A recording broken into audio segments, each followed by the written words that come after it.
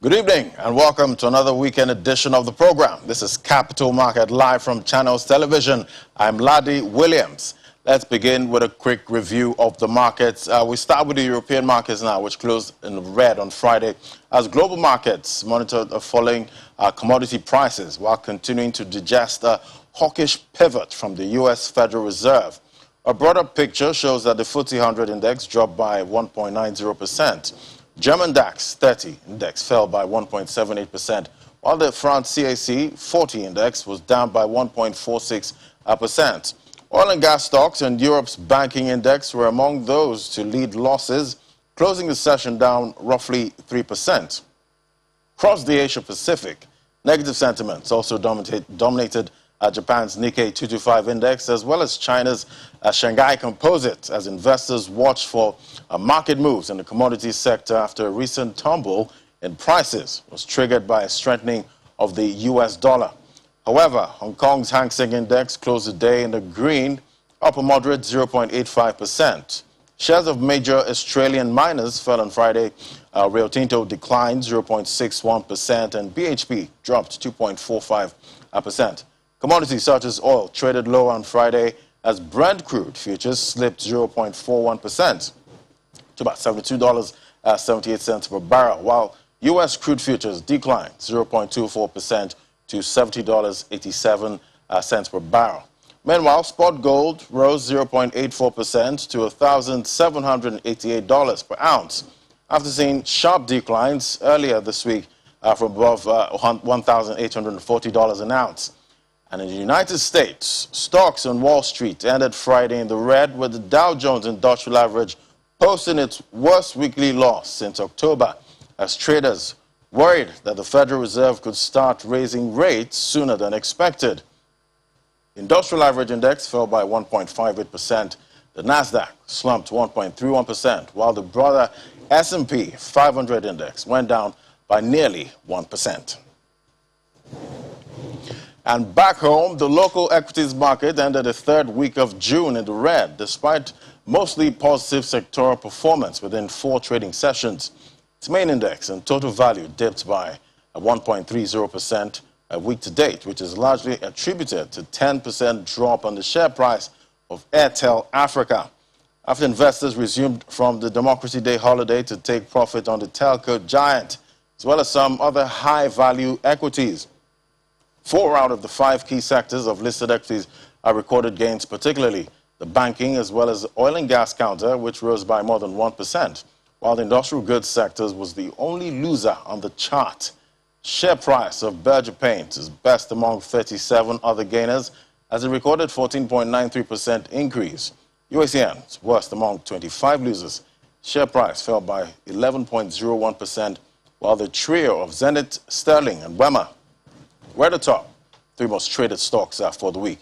Meanwhile, volume of shares traded within the 4 sessions was lower by about 9.4% in contrast to the previous week at 981.14 million shares. Change hands for 10.38 billion naira in over 15,000 transactions. Joining us now is Professor Uche Waleke, Professor of Capital Market and President, Association of Capital Market Academics of Nigeria. Thank you for joining us on the program. Thank you, Ladi. It's my pleasure. Great to have you. Well, the equity market performance failed to sustain the positive trend recorded in the last 2 weeks into the trading week of June, despite, mostly positive sectoral performance, which is, largely due to the heavy drop on Airtel Africa share price. Would you say we've entered a bull territory? No, not quite. As you rightly mentioned, the market is still cold. The year-to-date return is still in the negative territory at over minus 4%. This week, for example, in spite of the 3 days of appreciation that we witnessed from Wednesday, Thursday, and even on Friday, that wasn't sufficient to offset the huge depreciation that we had on Tuesday, when the market fell by as much as 1.6%. So the marginal gains we had for the remaining 3 days. Of course, trading was just for 4 days. Monday was a public holiday. Still left the market in the red, week on week, by as much as 1.3%. So what that, goes to tell you is still a reflection of the structure, of our market that is, hugely tilted towards, the high cap equities. That Airtel Afri fell, and that now dragged down the market. Is again explaining the concentration of our market, to just high cap stocks. It's even a good thing that the stock of Dangote Cement, was left unchanged at 230 naira, and MTN2 was not affected at about 165 naira. If these two had been affected, of course, the situation would have been, a lot worse.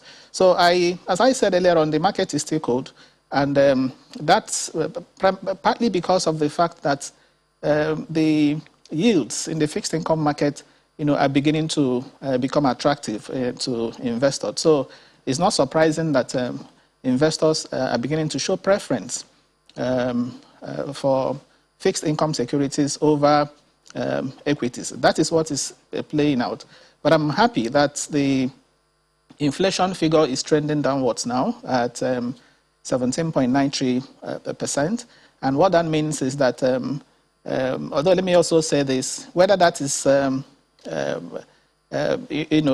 a reality, whether we are witnessing reduction in price in reality, is a different matter. But what is important is that economic agents, make use of inflation figures released by the MBS in taking decisions, particularly the government. So I expect that MPC is likely to hold the rates, not going to increase the rates. And if that happens, if we're able to have a low interest regime environment, for a while, as we had it last year, especially towards the end of last year, I want to believe that interest in equities will come back. Part of why we are witnessing the, if you like, negative market sentiment is more because of the attraction that fixed income securities are offering at the moment. Okay, Professor. So last weekend we commemorated the 22nd anniversary of Nigeria's democracy. What are the gains of the capital market in the last 2 decades plus, especially if we consider the fact that the late MKO Abiola, who played a key role in the democratic process of today, was once a president of the Nigerian Stock Exchange?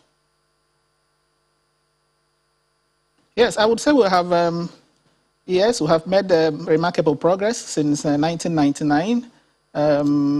In terms of asset classes, of course, we have more now. The menu of asset classes, has been increased. In terms of even the number of exchanges, you can see the number we have now. It used to be just the Nigerian Stock Exchange. Now we have the Nigerian Exchange. We also have OTC platforms, such as the NAST. As at the last time I checked, the market cap of NAST was in excess of 500 billion. If you add that to the equities market cap of the Nigerian Exchange of about 20 trillion, of course that's an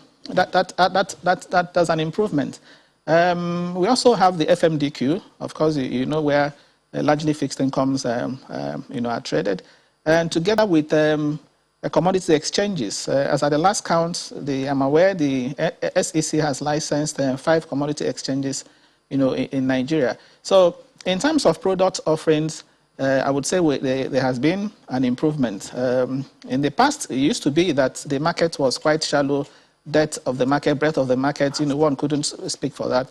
But now we have other investors now have a lot of products to patronize, including Sukuk. Okay, we didn't have Sukuk before. Today we have Sukuk. Today in the market, we've also seen green bonds. So to that extent, I would say we have made substantial progress. The exchange itself, of course, has made quite a number of progress. The recent being the demutualization, that we saw. So the I also understand the exchange, including the FMDQ, both now have, apart from the CSCS, they also have the exchange, for example, has the NG Clear, a clearing platform for derivatives, including the FMDQ. So we have made substantial progress since 1999. There's no doubt about that. But again, there are challenges, can still be seen. We can still see challenges in the fact that the market hasn't been able to contribute substantially to the development of the Nigerian economy, partly because of the challenges, again, inherent in the structure of the market that, as I mentioned, over-concentration of the market, the fact that if you take the exchange, for example, the securities there or the companies there do not really reflect the diversified nature, of the economy. So these things still present risk. In terms of participation too, a retail investor base is still shallow. And in a country of over 200 million people, we have a huge adult population, for example. And in a country where, it is said that 6 out of 10, are not extremely poor. So you would expect that the retail investor participation base, should be higher. But of course, that is quite small. All right. So these Professor. are some of the issues that needs to be looked into going forward. Okay. So but what's your outlook for the market as we approach the 4th trading week of the month? Yes, the outlook will be dependent significantly on, again, the macro economic factors. We've seen the inflation now trending downwards. I hope that is sustained, especially if the insecurity situation is tackled. So if insecurity is tackled and we have food inflation, for example, coming down, because that is where the pressure really is, and we also have foreign investors returning to this country. If you notice, participation in the market at the moment is dominated by domestic investors. So if we see foreign investors returning in the country with strong oil price, I want to believe that external reserves will pick up and then exchange rate will stabilize. And if all that happens, I also want to believe that the negative performance we still have, will cancel out, in the months to come. Because if you look at other markets, you just mentioned it in your background that the markets in Europe, the FTSE 100, for example, the CAC, France, CAC, or the German DAX, if you look at if you check their year-to-date return, it's still positive. If you go over to US and you talk about the S&P or the NASDAQ or the Dow Jones, if you look at year-to-date return, they are positive. Last year, we were the best. Nigeria was the best, in the world, recording more than 50%. But today, the reverse is the case. So I want to believe that in the months, months ahead, the negative performance will reverse, particularly if these factors that I mentioned earlier are taken care of. Professor, but what stocks would you say are on your watch list at the moment? Well, I may not be specific here, but I want to say that I want to believe that a number of stocks are currently undervalued vis-a-vis the performance of these companies. And as you know, a number of companies too have released their earnings forecasts for the period ending September 30. And these earnings forecasts are quite, from the ones I saw, quite an improvement over what we saw during the corresponding period of 2020, and even for the Q2 of 2021.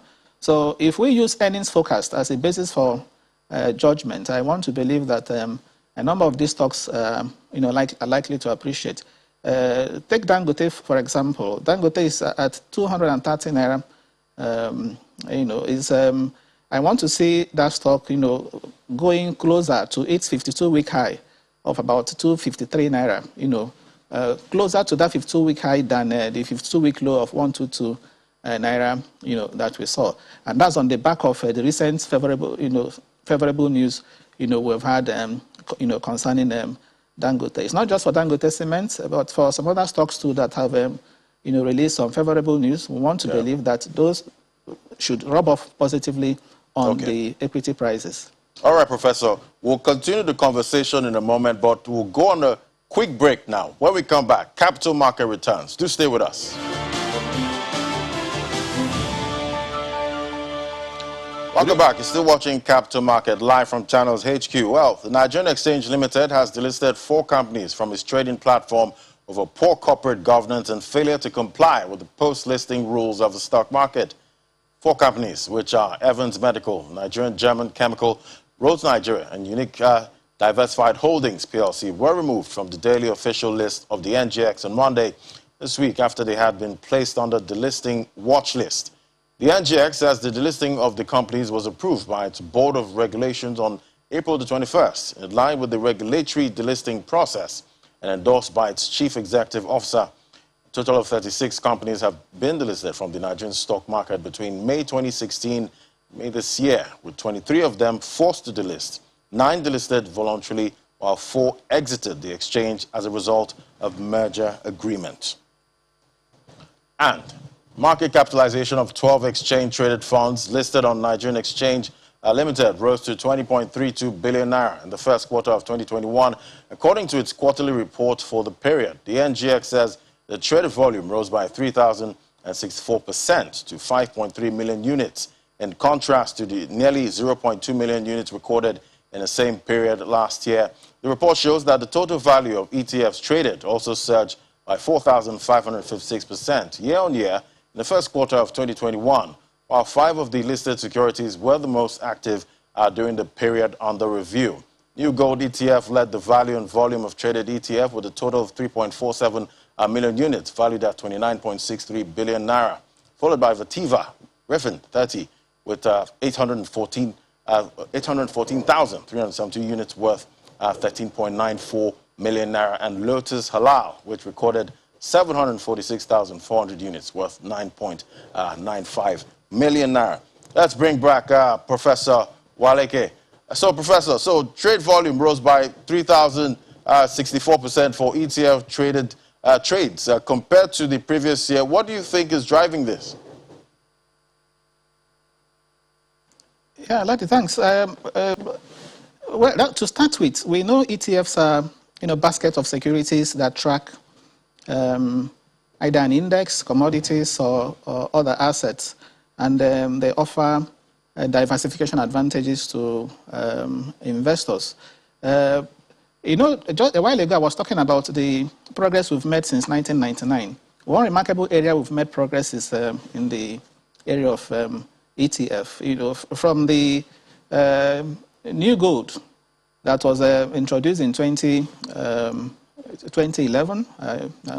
If I'm 2011, yes, to be sure, 2011. Okay.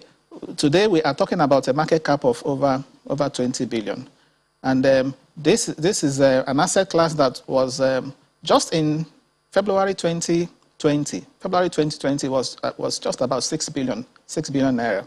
So today we are talking about over 20 billion naira. Okay, what could have been responsible? I want to attribute it to one of the things I said earlier on, the unattractive yield we had in the fixed income market in 2020, of course, which made investors and asset managers look for other asset classes. So that was a major driving factor. Another thing I also noted has to do with the introduction of 2 new ETFs recently, talking about the Meristem Value ETF and the Meristem Growth ETF. The other thing too has to do with the growing awareness of ETFs and popularity of ETFs amongst asset managers, among investors. So in my view, these are the 3 main driving factors that have led to this surge in the cap of ETF, from a paltry 6 billion in 2020 February to about over 20 billion now, making Nigeria the second biggest ETF market in Africa, next to South Africa. Well, Professor, would you say ETFs are the ultimate value play right now? Yeah, well, I would say they are, because of the advantages, they hold. I've mentioned them, some of them. Opportunity to diversify investments, and they are also seen as being cost, and efficient. I would advise investors to, to look to ETFs, because ETF, removes the hassles of investing in, single equities. They operate more like mutual funds, except that, they are traded daily on the stock exchange. So the advantages you also have associated with mutual funds, you have with ETFs. So ETFs, to me, represent a veritable channel of investment for investors. Okay, what impact does the state of the economy have on these ETFs? Just as it has on every other asset class, not just ETF, but even your equities, your bonds, your other asset classes. It's important that the macroeconomic environment is stable, because if it is not stable, it's impacting the economy, is impacting asset classes, across board. So it's not just ETF. Okay. All right, Professor, let's move on now. As part of moves to ensure that Nigeria benefits from the fast-growing global social bonds market, estimated at $85 billion, the Securities and Exchange Commission has proposed new rules to guide intending issuers of bonds, according to a statement released earlier this week on its website. The capital market regulator says projects classified under social bonds must promote affordable basic infrastructure and services, among others. The SEC further mentions that eligible projects under the bonds should target people living below the poverty line, vulnerable groups, migrants, or displaced persons. So I'm wondering, what do we expect from these, proposed rules? Yes, I start by commending the SEC for, coming up with, these rules. For me, that smacks of, proactiveness. The SEC is being proactive, is being forward-looking by doing so. And that's against the backdrop of the fact that this is one, asset class that is gaining in popularity. You mentioned the figures from $10 billion to over $18 billion in 2020. Well, to be sure, when we say social bonds are, instruments that, are used to raise funds to finance social projects. Social projects, most of the time, that target, a certain, population.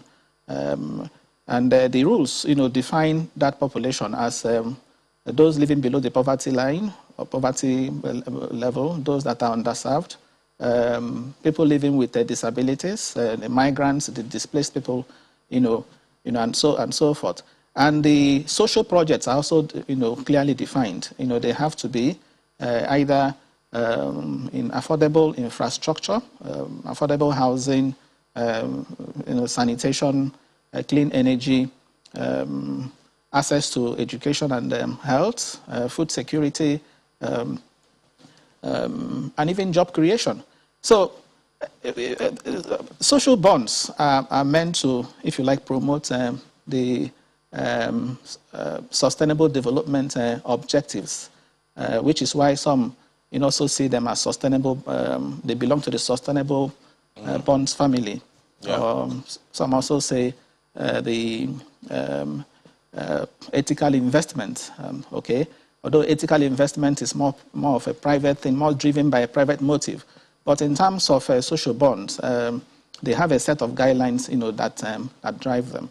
But having said that, I actually prefer to call them social impact bonds, because that's what they are, as opposed to social bonds, because social bonds will tend to confuse the social bond, 1969 social bond theory of Travis Wavin, who talked about the the extent to which an individual is integrated in the society.